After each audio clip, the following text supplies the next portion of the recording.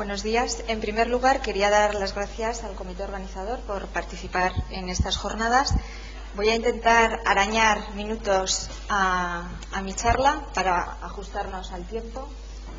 El título de la charla es muy amplio: nutrición y trastornos digestivos. Como verán, existen múltiples enfermedades dentro del área gastrointestinal, tanto agudas como crónicas, que requieren, bien como soporte nutricional artificial o como parte del tratamiento, distintas intervenciones desde el punto de vista dietético-nutricional.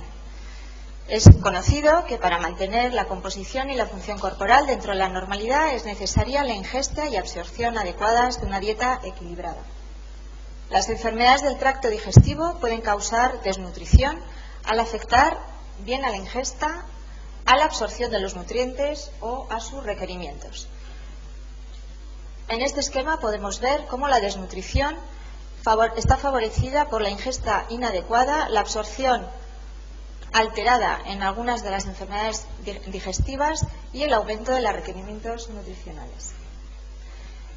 A continuación, no se asusten, voy a enumerar algunas de las enfermedades digestivas en las cuales podemos ocupar desde el punto de vista dietético-nutricional según la localización. En este caso, en concreto, se trata de un tumor esofágico que produce disfagia, es decir, dificultad al tragar la comida. Debíamos de ajustar tanto lo que come como cómo lo come. Este es un caso de una hernia de hiato, que podemos ver el diafragma, parte del estómago está por encima del diafragma, esta es la visión endoscópica, y produciría reflujo gastroesofágico. En el intestino delgado tenemos multitud de enfermedades. Este es el caso de una isquemia intestinal aguda, es la pieza quirúrgica que se encuentra el cirujano. Como esto que está negro o morado es intestino inviable que el cirujano va a tener que cortar. Este paciente en concreto tendrá un síndrome intestino corto, teniendo que participar e intervenir en el tipo de dieta y suplementos nutricionales. Esta es la visión endoscópica de los divertículos dentro del colon. En la vía biliar, esta es la imagen ecográfica de un cálculo dentro de la vía biliar y su imagen histológica. Vamos a dar unas cuantas pinceladas de unas enfermedades. El reflujo gastroesofágico es el trastorno sintomático o alteración anatomopatológica consecuencia de episodios repetidos de ácido en el esófago. Su incidencia es tremendamente elevada, siendo uno de los motivos más frecuentes de consulta en nuestra especialidad. Los síntomas que producen más frecuentemente son clásicamente pirosis y regurgitación, aunque últimamente hay otros signos atípicos como faringitis o laringitis que son remitidos desde otras especialidades como otorrinolaringología. Este esquema detalla la incompetencia de la barrera con factores que afectan el esfínter esofágico inferior, como puede ser la hipotonía basal, relajaciones transitorias y factores anatómicos del esfínter. Produce un reflujo patológico.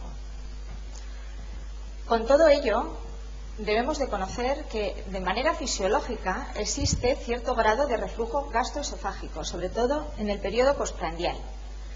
Con todo lo anterior, podemos recomendar unas medidas, como pueden ser las medidas posturales, que consisten en elevar la cabecera a la cama unos 15 centímetros, evitar que el paciente se acueste hasta que pasen 2 horas desde la cena y evitar aquellos alimentos que intrínsecamente disminuyen la presión del esfínter esofágico inferior, lo que va a favorecer que tenga más reflujo, como puedan ser el café, las grasas, el chocolate, el alcohol, la menta, entre otros.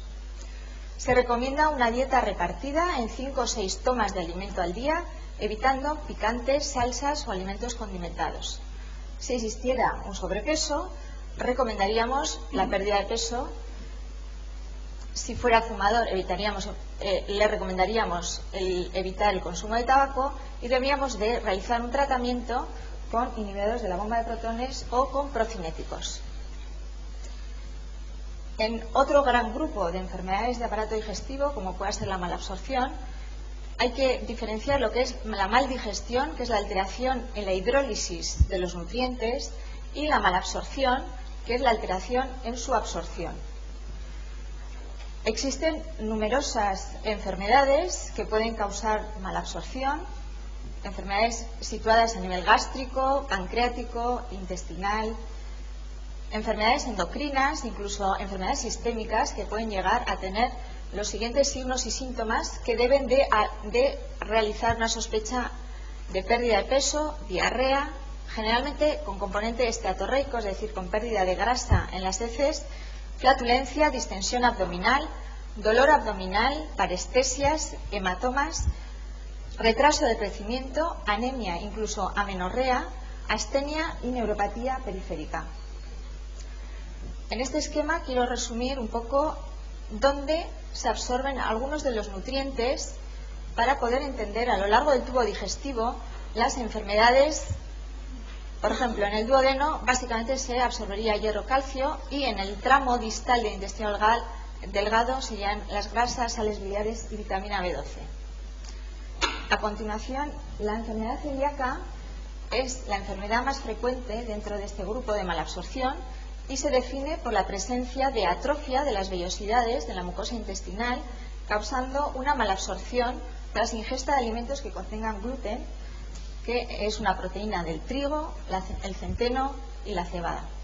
La clínica que tienen estos pacientes puede ser de una malabsorción florida, sobre todo en la población infantil, pero ojo, porque en las personas adultas es bastante variable el espectro clínico. Puede consistir desde una malabsorción clásica hasta una sintomatología como pueda ser, o más bien un signo, como puede ser una anemia ferropénica o una osteoporosis. La eliminación completa del gluten es fundamental como tratamiento, aunque seguir esta dieta es difícil de conseguir y mantener. ¿Por qué? Porque, como saben, el gluten o la harina de trigo está muy, digamos, presente en todos los alimentos elaborados, industriales, porque se utiliza como espesante. Inicialmente se debe instaurar una dieta libre en gluten y pobre en productos lácteos, pudiendo reintroducir estos últimos progresivamente en el momento en que se haya observado una respuesta clínica que suele ser bastante temprana. Después de comenzar esta ingesta libre, los pacientes se encuentran mejor, por lo tanto pueden conseguir una remisión tanto clínica como histológica. Esta sería la imagen de una endoscopia de magnificación, donde aquí se ven las vellosidades, esta mucosa es plana, y esta es digamos, la mucosa normal en un estudio patológico, y esta se ve la atrofia absoluta de las vellosidades. ¿Qué podemos hacer con estos pacientes? Los pacientes que tengan una enfermedad celíaca severa tienen un cuadro florido en malabsorción y deben de ser suplementados los déficits correspondientes. Por ejemplo, los pacientes con anemia precisan de tratamiento con hierro, que en ocasiones se debe iniciar por vía endovenosa. Hay que añadir folatos o vitamina B12. Aquellos pacientes con síntomas de equimosis, hemorragias o puntos rojos, púrpura, pueden presentar alteraciones de la coagulación, precisando suplementos de vitamina K. En casos de diarrea severa hay que asegurarse un adecuado equilibrio hidroelectrolítico y en algunos casos hay que recurrir para una rápida corrección a la vía endovenosa. También precisan de reposición de calcio y magnesio para evitar tetania. Suele ser frecuente la suplementación con un complejo vitamínico que incluya vitamina A, vitamina C, hasta su correcta absorción tras encontrar la mejoría histológica. Y es muy importante, se debe realizar un estudio de osteopenia.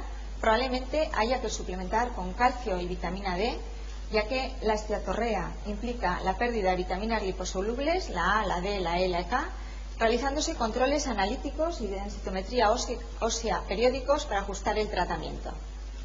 Dos palabras sobre las intolerancias alimentarias. La intolerancia a la lactosa se puede presentar clínicamente como una distensión abdominal, flatulencia, es decir, los pacientes se quejan de que se me hincha, doctor, se me hincha la tripa, oigo ruidos, y dolor abdominal. El diagnóstico es por una curva de lactosa y un test de aliento, y si se confirmara la intolerancia, se debe iniciar una dieta pobre en ella vigilando la sintomatología del paciente.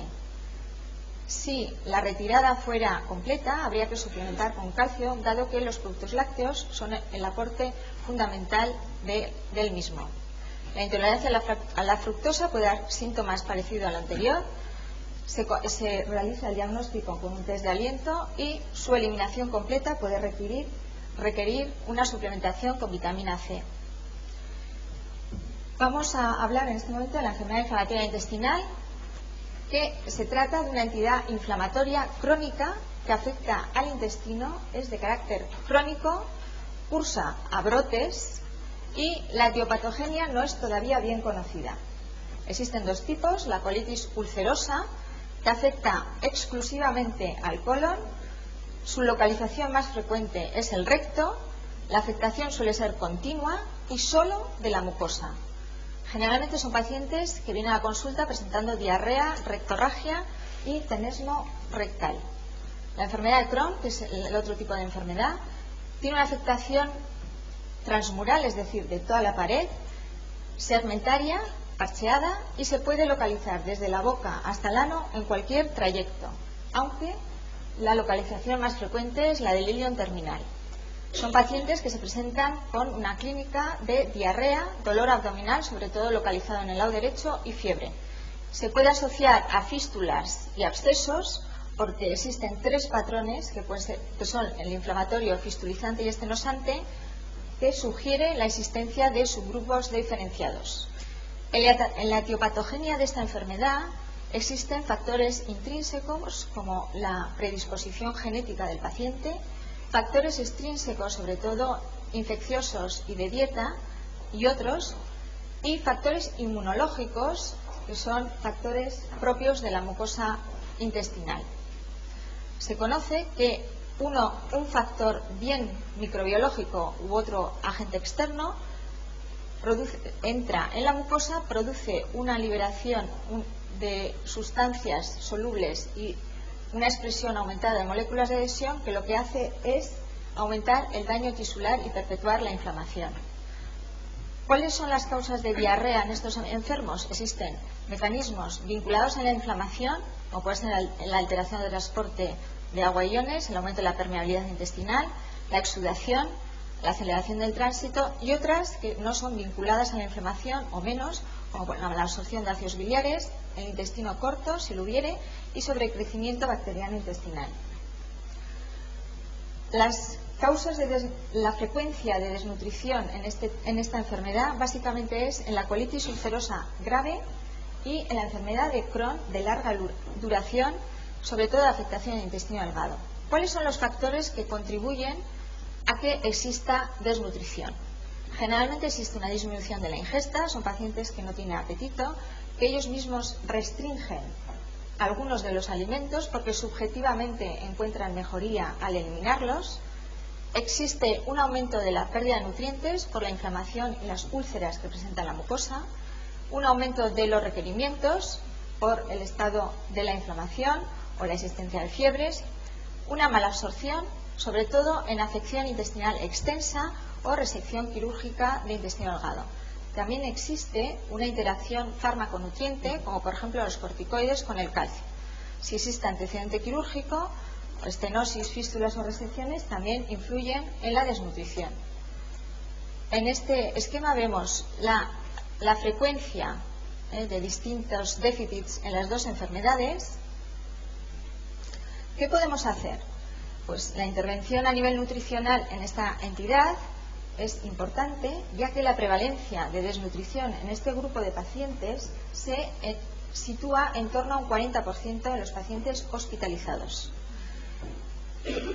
Esta desnutrición es importante corregirla porque conlleva una disminución de la masa muscular, de funciones inmunes, y los déficits carenciales específicos pueden retrasar el tiempo de cicatrización de la herida quirúrgica o fístulas, si las hubiera, aumentando la incidencia de infecciones, elevando la morbilidad, por lo tanto estarán más tiempo y costarán más. ¿Cuáles son las recomendaciones que podemos hacer en esta enfermedad? Pues en principio no se deben seguir dietas restrictivas, aunque son ellos mismos, como he dicho antes, los que eliminan de su dieta algunos de los alimentos. Entre brotes, es decir, en fases no activas, se debe aconsejar una dieta variada, rica en frutas, verduras, pescado, sobre todo azul, carnes y aceite de oliva. Durante los brotes, lo que se suele aconsejar generalmente es la restricción de fibra, sobre todo en aquellos pacientes que presenten una estenosis, una estrechez a nivel de intestino delgado o sobre todo en el colon, y en otra entidad como la colitis ulcerosa grave que afecte a todo el colon.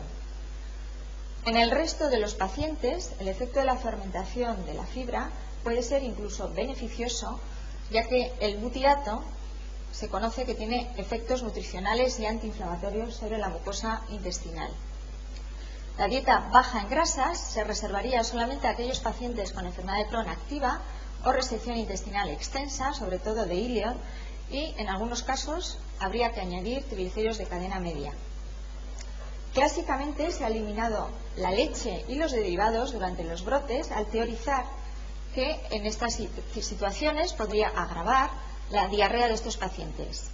Pero en la actualidad solo se elimina la leche en aquellos pacientes cuya sintomatología claramente aumenta con su ingesta. Y hay que recomendar la toma de yogures como garantía de la ingesta de calcio. Se debe suplementar con vitamina B12 a aquellos pacientes con resección ileal extensa. La nutrición artificial o la nutrición enteral también es parte del tratamiento primario de esta enfermedad y puede ser una forma de evitar el uso de corticoides y de otros fármacos inmunomoduladores, sobre todo en población infantil. La población infantil que está creciendo o tiene fallo o retraso en el crecimiento y retraso en los caracteres sexuales es una población donde la nutrición enteral puede jugar un papel muy importante como tratamiento primario, ya que en ensayos clínicos realizados las tasas de remisión son parecidas a las obtenidas con tratamiento con corticoides. Una de las teorías del mecanismo de acción de la dieta enteral es su efecto antiinflamatorio sobre la mucosa gastrointestinal, ya que podría disminuir la presencia antigénica en la luz intestinal, el tipo de lípidos, ácidos grasos omega 3, triglicéridos de cadena media y su efecto en el cambio de flora intestinal. Hay trabajos que demuestran que no existen diferencias significativas entre aplicar dietas elementales y no elementales para inducir la remisión en estos pacientes, aunque, como saben, las dietas poliméricas se toleran mejor por su menor osmolaridad. En conclusión, indicaríamos la nutrición enteral en la enfermedad de Crohn como tratamiento primario en aquellos pacientes con primer episodio, afectación leve moderada del íleon colon en niños y adolescentes. También podría servirnos la nutrición enteral en combinación con tratamientos farmacológicos y pacientes que tienen una dieta oral inadecuada como suplemento en periodos de actividad y durante el periodo pre y postquirúrgico, ya que estos pacientes habitualmente presentan desnutrición calórico-proteica. En la colitis ulcerosa, el soporte nutricional con nutrición enteral sería en aquellos pacientes desnutridos o con una ingesta inadecuada. Clásicamente el reposo intestinal era premonizado, pero la nutrición parenteral se proponía también como parte del tratamiento en estudios anteriores. La nutrición parenteral no sería útil como tratamiento primario, ya que digamos que la vía de elección es la nutrición enteral. Solo sería parenteral aquellos pacientes en los que estaría contraindicada la nutrición enteral, que serían pacientes con sepsis, con megacolon tóxico, cuadros obstructivos, hemorragia masiva y perforación intestinal. Las indicaciones entonces de la nutrición parenteral serían la colitis ulcerosa grave, la aparición de fístulas enterocutáneas de alto débito y sobre todo de localización alta en la enfermedad de Crohn y el síndrome suboclusivo. Existen estudios también sobre cómo tiene que ser esa dieta enteral. Se ha estudiado la composición de ácidos grasos, sobre todo la influencia de los ácidos grasos insaturados derivados del aceite de pescado, ya que disminuyen los mediadores de la inflamación en la mucosa intestinal, disminuyendo la producción de citoquinas, la expresión de moléculas de adhesión y la actividad leucocitaria. Pueden ser incluso efectivos para mantenimiento de remisión de enfermedad de Crohn. Hay evidencia también de que probióticos y prebióticos influyen en el equilibrio de la flora gastrointestinal, aunque estos estudios no son concluyentes en la enfermedad de Crohn. Pero sí, en la colitis ulcerosa se ha demostrado que una combinación de cepas, esta en concreto, puede mantener en remisión pacientes operados con reservoritis refractaria. Esta es la última entidad. La pancreatitis crónica se define por el daño irreversible del páncreas, con destrucción tanto del tejido exocrino y endocrino, y puede provocar la aparición de esteatorrea y de diabetes mellitus. La esteatorrea, que es la diarrea con grasa, no aparece hasta que la secreción de lipasa pancreática es menor del 10%. Existe mal digestión de grasas, proteínas e hidratos de carbono, pudiendo presentar diarrea con características esteatorreicas y una pérdida de peso importante. Estos pacientes habitualmente presentan también dolor abdominal, lo que hace que disminuyan la ingesta y favorece la desnutrición. En esta imagen vemos una exploración en la que este es el conducto pancreático alterado, este sería un escáner donde se ven las calcificaciones y esta una resonancia, ejemplo típico de una pancreatitis crónica. En estos pacientes lo primero que hay que hacer es suplementarlos con enzimas pancreáticos, con lipasa. Inconvenientes que tiene que algunas de las preparaciones que hay en el mercado no están cubiertos, no tienen una cubierta entérica, por lo tanto el jugo ácido gástrico puede inactivarlos. Se recomiendan unas 30.000 unidades en el periodo pre-postprandial por cada comida, pero hay que realizar también otras recomendaciones. La abstinencia completa de bebidas alcohólicas. La pancreatitis crónica, su etiología principal es el alcohol. Tomas de alimento frecuentes, 4 o 5 al día, ricas en proteínas e hidratos de carbono, salvo que exista diabetes mellitus, con una composición de unas proteínas de 1 a 1,5 gramos kilo peso y el 30-40% de las calorías aportadas en forma de lípidos. Si existiera una pérdida de peso importante o una esteatorrea persistente, a pesar de la suplementación con enzimas, se recomienda la ingesta de triglicéridos de cadena media. Si existen déficit de nutrientes, deben suplementar con vitaminas liposolubles, vitamina B12, entre otras. En ocasiones se aconseja una dieta no muy rica en fibra, ya que se conoce que la fibra puede absorber enzimas y retrasar la absorción de los nutrientes. Entre un 10 y un 15% de estos pacientes se pueden beneficiar de suplementos orales específicos, ya que podían disminuir la pérdida de peso y retrasar el uso de nutrición enteral. En conclusión, existen numerosas enfermedades digestivas que requieren de una intervención dietético-nutricional como soporte o tratamiento, y sería conveniente la mentalización de todo el equipo asistencial del paciente sobre la importancia de este aspecto. Muchas gracias.